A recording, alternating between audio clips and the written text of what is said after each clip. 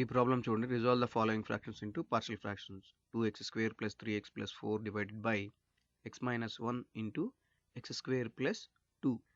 మన మోటివ్ ఏంటి అంటే మనకు ఒక ఫంక్షన్ ఇవ్వడం జరిగింది. ఎలా అంటే f(x) divided by some g(x), some h(x) of order 2.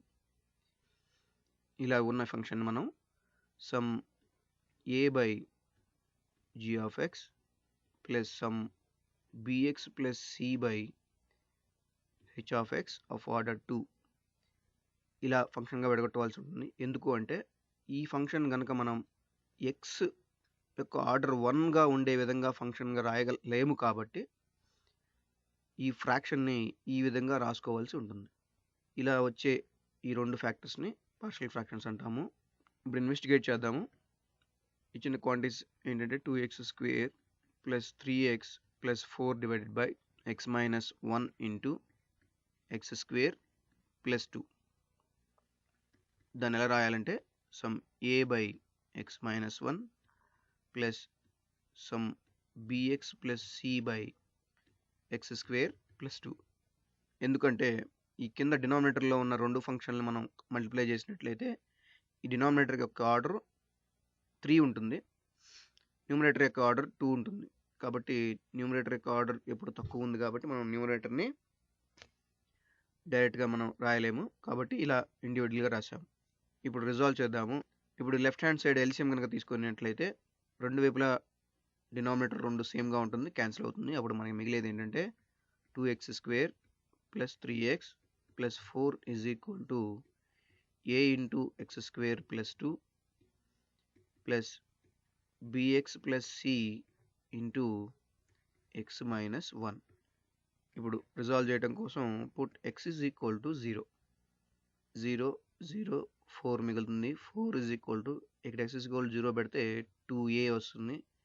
ఇక్కడ x ఈజ్ ఈక్వల్ 0 పెడితే c ఉంటుంది. ఇక్కడ x ఈజ్ ఈక్వల్ 0 పెడితే -1. So c into -1 minus c, equation 1 అనుకోండి. ఇప్పుడు put x is equal to 1.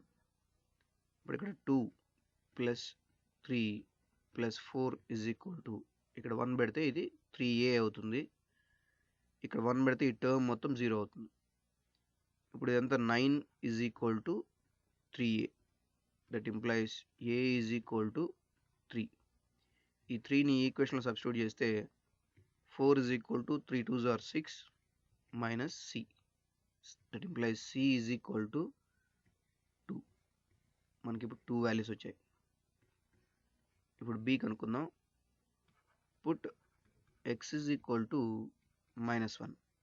అప్పుడు ఇక్కడ ఏమొస్తుంది 2 -3 ప్లస్ 4 ఈజ్ ఈక్వల్ టు ఇక్కడ -1 పెడితే -1² 1 అవుతుంది. So 3a. ఇక్కడ -1 పెడితే -b అవుతుంది. -b plus c into -2. So అప్పుడు ఇది ప్లస్ 2b మైనస్ 2c వస్తుంది. ఇప్పుడు ca వాల్యూస్ మనకు తెలుసు కాబట్టి అవి కనుక సబ్స్టిట్యూట్ చేసినట్లయితే ఇక్కడ RHS side 2 plus 4 6 6 minus 3 3 3 is equal to 3a అంటే 3 3s are 9 plus 2b minus 2c c2 కాబట్టి ఇది -4. That is equal to 2b is equal to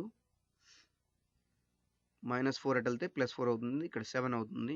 9 ఎటు వెళ్తే -9 అవుతుంది. 7 - 9 -2.